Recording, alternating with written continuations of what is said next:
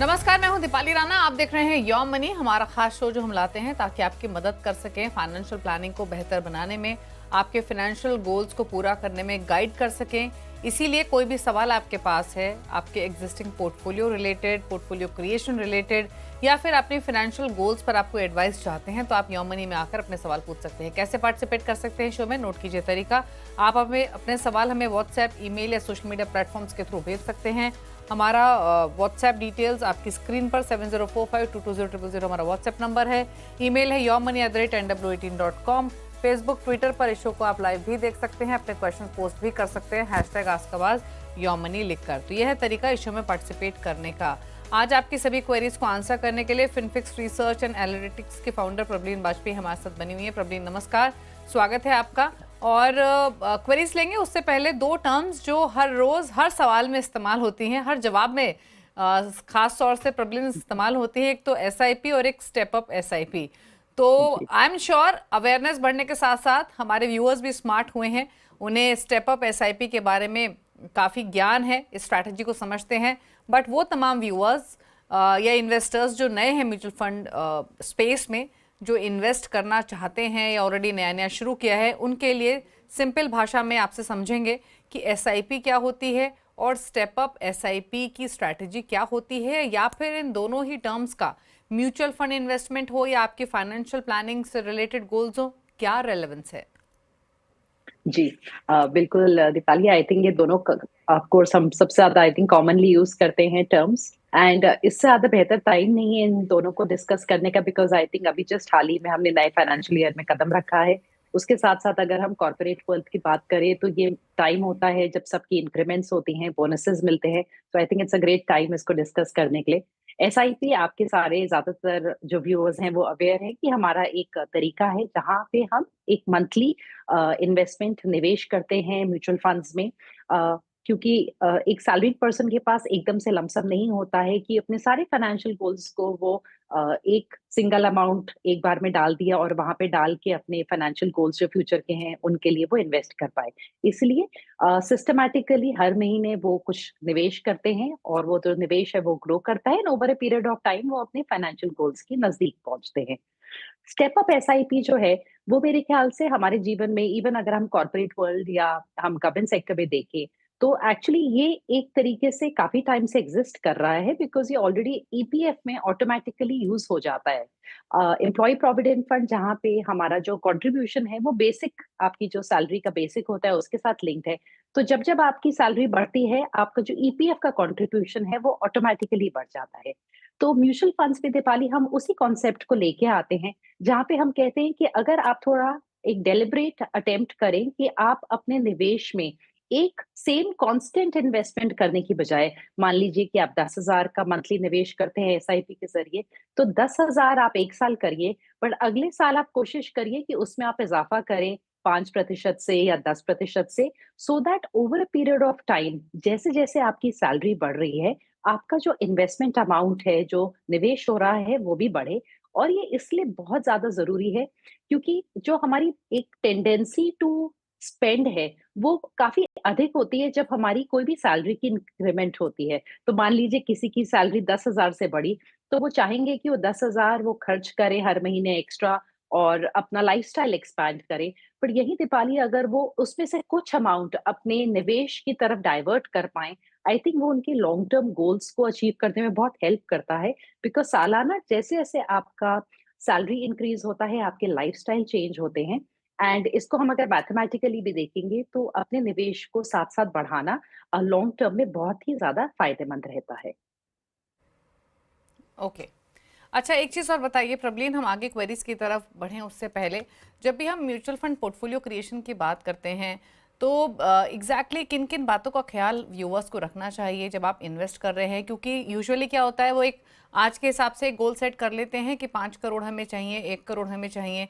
तो कैसे अच्छे रिटर्न बनाने के लिए प्लानिंग हो या आपके टारगेट्स हो, इन्फ्लेशन हो, रिव्यू करना हो, कौन कौन से वो इंपॉर्टेंट एस्पेक्ट हैं जो आपकी इन्वेस्टमेंट जर्नी से रिलेटेड है, जिन पर आपको गौर करना चाहिए from the very first step? I think जैसे दीपाली, मेरे ख्याल से सबसे पहले तो शुरुआत आपको कहीं ना कहीं आपके फाइनेंशियल गोल्स लिस्टेड होने चाहिए। बिकॉज अगर हम घर से भी चल के हमें कहीं जाना है तो हमें पता होना चाहिए कि हमें पास की बाजार में जाना है या हमें 2 घंटा दूर कहीं जाना है, उसी हिसाब से आप अपने व्हीकल को भी चुनाव करेंगे कि पैदल जाना है या गाड़ी में जाना है। सो सबसे पहले तो आपके फाइनेंशियल गोल्स आपके पास लिस्टेड होने चाहिए। उसके बाद जैसे कोई युवक है, अगर 25 साल में अपने निवेश की शुरुआत कर रहे हैं, तो अगर मान लीजिए आज वो एक बड़ा-सा कॉर्पस प्लानिंग करते हैं, इन्फ्लेशन को फैक्टर इन करते हैं, वो बहुत ज़रूरी है कि हम मिनिमम 6% का इन्फ्लेशन लेके चलें। तो अपने फ्यूचर किसी गोल को सेट करते हैं, तो कई बार जो बहुत ही डॉन्टिंग टास्क जैसा लगता है कि कैसे मेरे साथ 10-15 करोड़ जमा होएँगे, वहाँ पे ये जो एक स्टेप अप का रूट है वो यूज़ कर सकते हैं कि आप जितना है आज 10,000 15,000 से निवेश करते रहिए, पर एक इंक्रीमेंटली उसको ज़रूर बढ़ाइए over a period of time. उसके साथ-साथ दीपाली जो लॉन्ग टर्म के गोल्स हैं, वहाँ पे हमें ज़्यादा परसेंटेज इक्विटी की रखनी चाहिए। जो हमारे नियर टर्म के गोल्स हैं, जो पास में आपको साल 2 साल में पैसा चाहिए, वहाँ पे आप रिस्क मत उठाइए। वहाँ पे आप थोड़ा सेफ कैपिटल प्रिजर्वेशन पे फोकस करिए। ओवरऑल आपके पोर्टफोलियो में सारे एसेट्स होने चाहिए, आपके पास थोड़ा गोल्ड भी होना चाहिए, फिक्स्ड इनकम अक्सर हम ईपीएफ और पीपीएफ के थ्रू ले लेते हैं। साथ में आपके पास इक्विटी का एलोकेशन होना चाहिए। तो एक एसेट एलोकेशन में एक बैलेंस वो बहुत ज़रूरी है एंड इसके साथ-साथ एक कंटिंजेंसी फंड डेफिनिटली स्पेशली जो यंगस्टर्स हैं उनको क्रिएट करना चाहिए। कम से कम 6 महीने की सैलरी एक जगह रखें और एक हेल्थ कवर और एक लाइफ कवर जो है वो मेरे ख्याल से अगेन बहुत एसेंशियल है। तो इन कुछ स्टेप्स के साथ मेरे ख्याल से आप एक बेसिक अपने पर्सनल फाइनेंस की शुरुआत करें एंड देन एक सिंपल तरीके से मेरे ख्याल से अगर आप डिसिप्लिन रखते हुए अपने इन्वेस्टमेंट्स को बढ़ाते रहेंगे टाइम के साथ, तो जो साइज़ेबल डिफरेंस आप देखेंगे अपने निवेश में एक 15 साल की अगर हम बात करें कि आपने 10,000 रुपए की एसआईपी की है, तो 15 साल में आप करीबन 50 लाख जमा कर सकते हैं। पर यही अगर आपने उस 10,000 में हर साल 10% का भी इज़ाफ़ा कर लिया, तो आप ऑलमोस्ट 90 लाख बना लेंगे उसी टाइम पीरियड में जो 15 इयर्स का होगा। सो मेरे ख्याल से दीपाली ये जो चीज़ है इसको फैक्टर इन करना थोड़ा-थोड़ा इंक्रीज़ करना डिसिप्लिन तरीके से, ये बहुत ज़रूरी है स्पेशली फॉर द यूथ।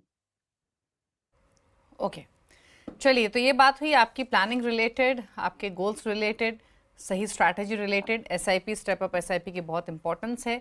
ये वो तरीका है जहां आप छोटी सेविंग्स के जरिए अपने बड़े गोल्स को पूरा कर सकते हैं। चलिए, अब क्वेरीज को करते हैं शामिल। आफ्ताब अहमद पहले व्यूअर हमारे साथ लखनऊ से कनेक्टेड हैं। आफ्ताब नमस्कार, बताइए सवाल। जी मैम नमस्कार। नमस्ते, पूछिए आफ्ताब अपना सवाल। जी मैम, मैं बॉर्डर सिक्योरिटी फोर्स में हूँ, बीएसएफ में हूँ मैम। मैं 35 ईयर का हूँ। तो मेरा पोर्टफोलियो है मैम, आपका ये चैनल देख के मैंने पराग पारिक फ्लेक्सी कैप में 5,000, मोतीलाल ओसवाल मिड कैप में 3,000, आईसीआई प्रोडक्शन ब्लू चिप में 7,000 और निपोन इंडिया मल्टी कैप में 3,000, एसबीआई कंट्रा में 6,000। टोटल मैम 24,000 की मेरी एसआईपी है। अभी 2,11,000 रुपये मेरा हो चुका है। तो मेरा एक सवाल है मैम, इसको 15 साल में करना चाहता हूँ और हर साल 10% इंक्रीज करता हूँ, और बाकी मेरे जैसे लास्ट में पैसे जो बचते हैं मैम, जैसे हमारा 3,000, 4,000, 5,000 जो भी बच गया उसको मैं इसमें इंक्रीज कर देता हूँ। नेक्स्ट मतलब जो 3 तारीख को फर्स्ट में मेरा जो है कटिंग होती है एसआईपी की, किसी में कंट्रा में डाल दिया, कभी ब्लू चिप में डाल दिया, कभी पारिक में डाल दिया। तो ऐसे में जिसमें पैसे कुछ कम दिखते हैं, लाओ इसमें 5,000 और कर दूं, 7,000 और कर दूं, ऐसे में डालता रहता हूँ और 10% तो हर साल इंक्रीज करूंगा। ये मेरा गोल 15 साल के लिए है। तो मैम मेरे पोर्टफोलियो सही है या कोई इसमें स्मॉल कैप रखना चाहिए या कोई ऐसा कुछ बदलाव चाहिए? ओके, आफ्ताब पहले तो ये बताइए, अभी कितना समय हो गया आपको इस पोर्टफोलियो को क्रिएट किए हुए? कुछ राशि इकट्ठा हो पाई है अभी? मैम 2,11,000 हो गया है। 1 साल समथिंग हो रहा है अभी मैं। जी मैम। ओके, अच्छा, मैं आपके सवाल पर राय लूँ। इंटरेस्टिंग है, आप बॉर्डर सिक्योरिटी फोर्स में हैं। आप समय मिल पाता है आपको ये शो देखने का और प्लानिंग करने का? मतलब कमेंडेबल है आप जिस प्रोफेशन में हैं। जी मैम, आपकी न्यूज को देखा था, न्यूज के माध्यम से ही मैंने कई दिन से मैसेज कर रहा था, लेकिन आज मेरी मुराद पूरी हो गई। मेरा कॉल लग गया। मेरे को 2 दिन पहले सैटरडे को आया था कि आपको सोमवार को कॉल की जाएगी। तो मैं इसी भ्रम में था कि मेरी पोर्टफोलियो ठीक है या लोग यहाँ जो है काफी बोलते हैं कुछ नहीं है, फौज में ऐसा है वैसा है, पैसा डूब जाएगा, ये हो जाएगा वो हो जाएगा। बिल्कुल बिल्कुल नहीं डूबेगा आफ्ताब जी। अगर आपकी स्ट्रैटेजी सही होगी तो बिल्कुल नहीं डूबेगा, बल्कि इतना रिटर्न किसी और एसेट क्लास में मिलता भी नहीं है। आपने बिल्कुल सही स्टेप उठाया है और ये शो, ये चैनल पर्पस यही है कि आप जैसे व्यूअर्स को सही तरीके से गाइड कर सके। प्रवीण आपको बताएंगे अभी करना क्या है, आपको कुछ बदलाव करने हैं या इसी के साथ रहना है, या फिर आप कितना इकट्ठा कर पाएंगे। प्रवीण बताइए। ICIC prudential blue chip 7,000 per month, Parag Parikh flexi cap 5,000 per month, 3,000 each डाल रहे हैं Motilal Oswal mid cap, Nippon India multi cap 6,000 SBI contra, 2,11,000 portfolio की वैल्यू है। सालाना 10% स्टेप अप भी कर रहे हैं, 15 साल का होराइजन। और मोस्ट इंपॉर्टेंट, जैसे इन्होंने कहा, महीने के अंत आते आते अगर पैसे बचते हैं इनके पास तो ये वो भी ऐड कर देते हैं, विच इज कमेंडेबल। बताइए अब आप इनके लिए सजेशंस। आफ्ताब जी, बहुत अच्छा लगा कि आप निवेश कर रहे हैं, क्योंकि मैं खुद फौजी बैकग्राउंड से हूं, तो बिल्कुल आप डेट कीप करते रहिए। एंड आपका डेफिनेटली अपना कंट्रीब्यूशन कट भी रहा होगा अपने प्रोविडेंट फंड की तरफ, तो वो आपको फिक्स्ड इनकम का पोर्टफोलियो दे ही रहा है जो आपको सेफ्टी दे रहा होगा। तो यहाँ पे आप डेफिनेटली अपनी एसआईपीज को जारी रखिए और साथ में उसमें इंक्रीमेंट करते रहिए। आपका पोर्टफोलियो अच्छा है। मेरे ख्याल से आपको थोड़ा सा अपना मल्टी कैप में, क्योंकि वहां पे आपको मिड कैप स्मॉल कैप दोनों का साथ साथ एक्सपोजर मिल रहा है, उसमें अपना एलोकेशन बढ़ाना चाहिए। आप अपने ब्लू चिप को थोड़ा सा रिड्यूस कर सकते हैं, मतलब जैसे अभी 5,000 है किसी में, 7,000 किसी में, 3,000, तो आप थोड़ा सा इसको बैलेंस्ड बनाइए ताकि आपकी सारी स्कीम्स में ठीक ठाक कॉन्ट्रीब्यूशन जा रहा हो। एंड अगर आपने ये अपनी इन्वेस्टमेंट जारी रखी और इसमें आपने 10% का इजाफा हर साल करते रहे, तो आप 2 करोड़ से ऊपर की अधिक राशि नेक्स्ट 15 ईयर्स में जमा कर लेंगे। 12% की अगर हम रिटर्न एक्सपेक्टेशंस के साथ चले, जो मेरे ख्याल से संभव है इस टाइम पे इंडियन मार्केट्स को देखते हुए। और आगे चल के आप, अगर आपके पास जैसे आपका ओवरऑल अगर आप अमाउंट बढ़ाते हैं, तो आप डेफिनेटली गोल्ड में एसआईपी कर सकते हैं।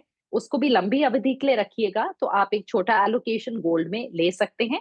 अगर आपने अपनी मल्टी कैप में एलोकेशन बढ़ा लिया आफ्ताब जी, देन आप चाहे तो स्मॉल कैप अलग से मत उठाइए। पर अगर आपने मल्टी कैप में 5,000 तक ही रखा, तो गोइंग फॉरवर्ड आप एक 15 ईयर्स के होराइजन के हिसाब से स्मॉल कैप भी उठा सकते हैं। उससे आपका ओवरऑल पोर्टफोलियो काफी वेल बैलेंस्ड बन जाएगा। नहीं मैम, ये मल्टी जो बता रही 3,000 है, तो इसको क्या 6,000 कर दूं मैं फिर, मतलब एक इक्वल कर दूं क्या सारी? हाँ जी, हाँ जी, इसमें आप इक्वल कर दीजिए अभी के लिए मेरे ख्याल से, और जब आप नेक्स्ट ईयर अपना इंक्रीमेंट करेंगे तब आप गोल्ड को शामिल कर सकते हैं। ठीक है, तो आफ्ताब जी क्लियर है जो प्रबलीन ने आपको सजेस्ट किया आपके पोर्टफोलियो रिलेटेड। फंड्स आपके सही है, थोड़ा सा एलोकेशन आपको मैनेज करना है, वो आप कीजिए। रही बात 15 साल में 2-2.25 करोड़ का कॉर्पस आप इकट्ठा कर लेंगे इस पोर्टफोलियो के थ्रू। पूछिए आफ्ताब जी। जरूरत तो नहीं है ना, स्मॉल कैप की कोई जरूरत तो नहीं है ना? आफ्ताब जी, आप मल्टी कैप में अगर बढ़ा लेंगे तो उसमें आपका 25% स्मॉल कैप में जा ही रहा है, तो आप चाहे ना ऐड करिए। बट कल को जब आपकी रकम एसआईपी की मान लीजिए 40,000 हो गई, 1-1.5 साल में आपका अमाउंट बढ़ गया, तब आप एक जोड़ सकते हैं। इस स्टेज पे आप अवॉइड कर लीजिए। अभी आप इसी को पहले इक्विटी टेबल बनाइए एंड आप साल के बाद एक बार रिव्यू करवा सकते हैं। ये जो 5 फंड है मेरे, मतलब बिल्कुल परफेक्ट है ना मैम? बढ़िया है, बढ़िया, बिल्कुल परफेक्ट है। बिल्कुल आफ्ताब जी, आपके पांचों फंड सही है। क्या है, मेरे जो है जब बीएसएफ में अभी पेंशन नहीं है मैडम, अभी हमारे लोग की कोई पेंशन नहीं है, तो इसीलिए पेंशन के पर्पस से मैं कर रहा हूँ। जी जी, बिल्कुल सही कर रहे हैं आप अपनी पेंशन के हिसाब से। और जैसे आपको बताया प्रबलीन ने, मल्टी कैप फंड में आपको ऑलरेडी स्मॉल कैप का एक्सपोजर मिल रहा है, तो आप अभी इसी फंड के, इसी पोर्टफोलियो के साथ कंटिन्यू कीजिए। थोड़ा सा अमाउंट बढ़ा दीजिए मल्टी कैप में। कल के दिन को जब आपकी एसआईपी 24,000 से बढ़कर 35,000 40,000 हो, तब आप एक स्मॉल कैप ऐड कर सकते हैं। फिलहाल जरूरत नहीं है, लेकिन लंबा समय, हर साल में एक बार अपने पोर्टफोलियो को रिव्यू जरूर कराइए, ये आपके लिए सजेशन है। बाकी इन्वेस्टेड रहिए, आपके फंड्स बेहतर हैं। आगे बढ़ते हैं, अगले व्यूअर से बात करते हैं। राम सुअर्थ सिंह हमारे साथ मौजूद है फरीदाबाद से। राम नमस्कार, पूछिए सवाल। मैंने पोर्टफोलियो है, इसको रिव्यू कराना चाहते हैं। उसके बाद 2 जेम फ्लेक्सी कैप में मैंने रखे हैं, तो वो ठीक है या नहीं है? आपके पास 2 फ्लेक्सी कैप हैं, बिल्कुल ठीक है। मैं आपके फंड्स बता देती हूँ। मुझे सिर्फ 2 चीजें बताइए राम। पहला तो आपकी टोटल एसआईपी कितने की है, कब से कर रहे हैं आप इस एसआईपी को, और कुछ गोल्स भी आप लेके चल रहे हैं क्या साथ में? इसमें 30,000 एसआईपी है और ये नवंबर 2024 से कर रहा हूँ मैं स्टार्ट। ओके, नवंबर 2024 से, तो थोड़ा ही इकट्ठा हुआ होगा अभी आपकी राशि, कुछ ही महीने हुए हैं क्योंकि 1.7 लाख के करीब है। ओके, 1.7 लाख के करीब है। 15 साल का होराइजन है, 30,000 की इनकी एग्जिस्टिंग एसआईपी है। कौन से फंड्स हैं? Motilal Oswal large and mid cap 6000 per month, 5000 each ये डाल रहे हैं। JM flexi cap, HDFC flexi cap, Kotak multi cap, HDFC mid cap और 4000 है टाटा स्मॉल कैप में। जैसे इन्होंने क्लियरली कहा, एक तो 15 ईयर्स के हिसाब से कैसा है ये पोर्टफोलियो, और 2 फ्लेक्सी कैप फंड जैसे इन्होंने रखे हुए हैं, तो टोटल 10,000 का एक्सपोजर हो रहा है। 2 फंड्स की नीड है या कुछ बदलाव करें? सजेशंस प्रॉब्लम जी। जो राम जी का पोर्टफोलियो है दीपाली, यहाँ पे 30,000 का निवेश कर रहे हैं। 15 साल का जो इनका लक्ष्य है उसमें ये 1.5 करोड़ अपने लिए जमा कर लेंगे 12% के रिटर्न्स पे। और अगर ये स्टेप अप कर रहे हैं 10% तक का, तब ये 2.5 करोड़ तक भी जमा कर सकते हैं सेम टाइम पीरियड में। तो यहाँ पे अगेन हम स्टेप अप की बात कर रहे हैं। ओवरऑल जो पोर्टफोलियो है उनका काफी अच्छा है। ओवरलैप जो है फंड्स के बीच में अधिक नहीं है। थोड़ा ओवरलैप फ्लेक्सी कैप्स में है, जो थोड़ा लार्ज कैप पोर्टफोलियो, बट वो भी बिकॉज जेएम ने अब जाके थोड़ा अपना लार्ज कैप टिल्ट बढ़ाया है। जेएम की स्ट्रैटेजी एंड एचडीएफसी की स्ट्रैटेजी बहुत डिफरेंट है। तो ये एचडीएफसी फ्लेक्सी कैप को एक लार्ज कैप की तरह ट्रीट कर सकते हैं अपने पोर्टफोलियो में, और जेएम को एक फ्लेक्सी कैप की तरह। तो आप दोनों को कंटिन्यू रख सकते हैं। साथ में आपके पास मोतीलाल का भी लार्ज मिड है, पर वहां पे भी आपका पोर्टफोलियो ओवरलैप नहीं आता है। सो ओवरऑल पोर्टफोलियो अच्छा है, और आप मेरे ख्याल से इस पोर्टफोलियो के साथ बने रहिए। पर इससे ज्यादा और अभी फंड्स मत आप जोड़िएगा, आपके पास काफी फंड्स हैं, बट आप इनके साथ बने रह सकते हैं। और थोड़ा सा अगेन इक्विटेबल रखिएगा अपनी डिस्ट्रीब्यूशन जो है विद इन फंड्स, ताकि आपके मिड कैप और स्मॉल कैप में भी थोड़ा पैसा जाए, बिकॉज ज्यादा एलोकेशन इस टाइम पे लार्ज कैप की तरफ है। ठीक है, तो आपके पोर्टफोलियो को लेकर सलाह राम दी गई है। फिलहाल आपके फंड सही हैं, इन्वेस्टेड रहिए। यही आपके लिए सजेशन है। दोनों फ्लेक्सी कैप फंड्स आप कंटिन्यू कर सकते हैं, यही सलाह है। रुक रहे हैं एक ब्रेक के लिए। ब्रेक के उस पर कुछ और क्वेश्चंस, जल्द वापस आते हैं।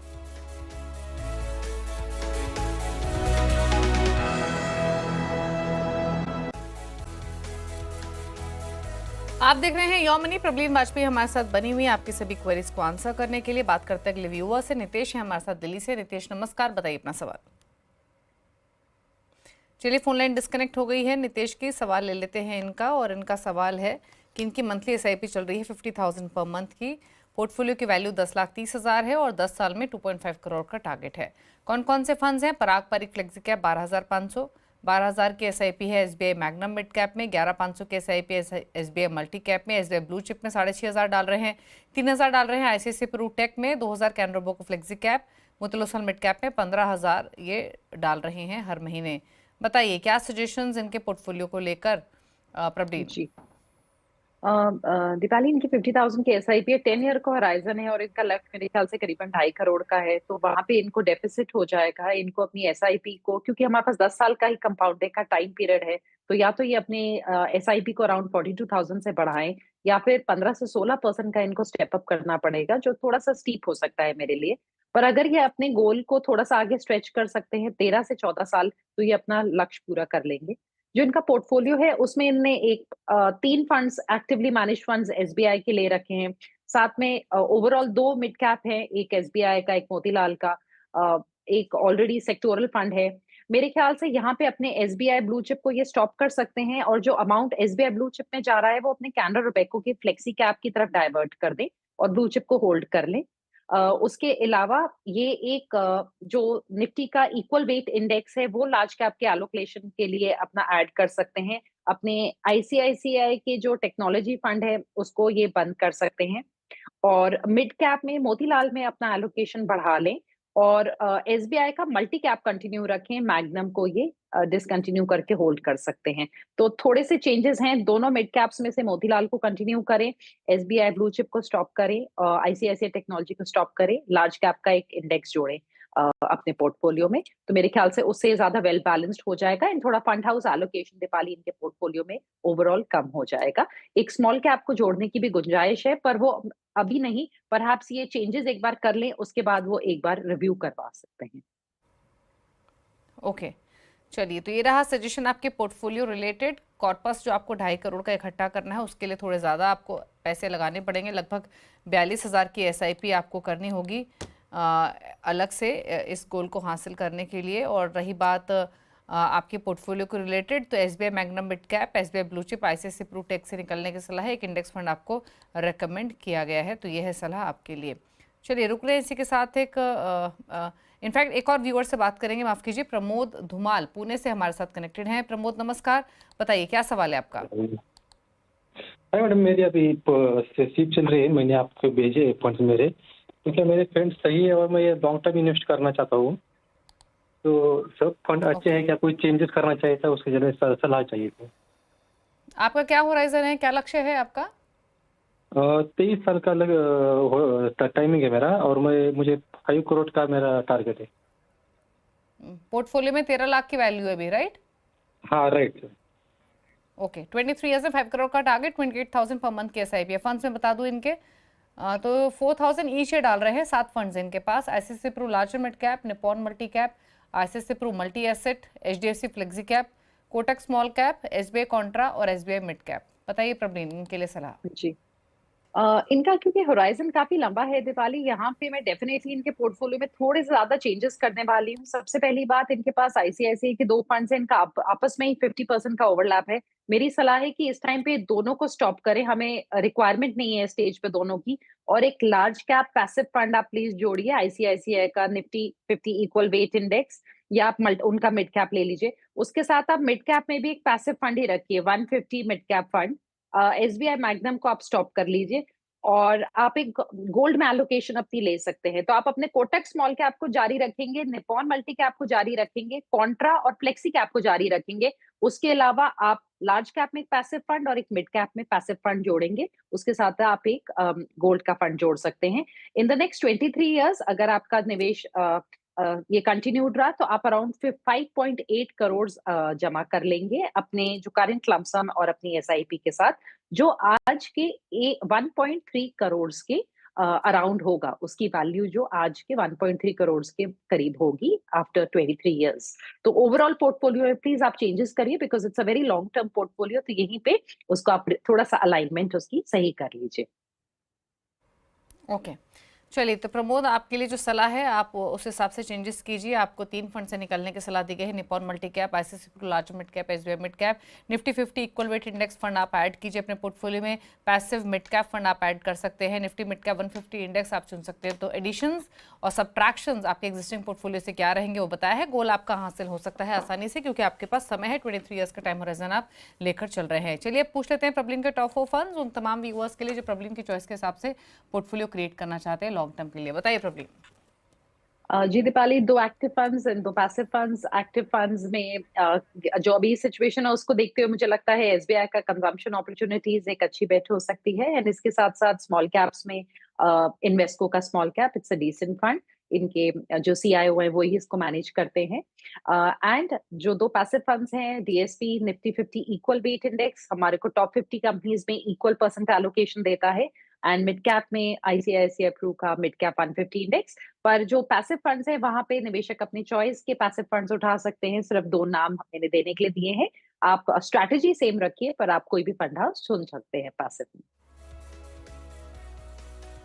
ओके, चलिए, तो ये रही सलाह आपके लिए। नोट कर लीजिए प्रबलिन के फंड्स जो आपने अपनी स्क्रीन पर देखे। थैंक यू प्रबलिन, शो में आने के लिए और सभी क्वेरीज को आंसर करने के लिए। इसी के साथ योर मनी में तो इतना ही। ब्रेक के उस पार भी खबरें जारी हैं। नमस्कार।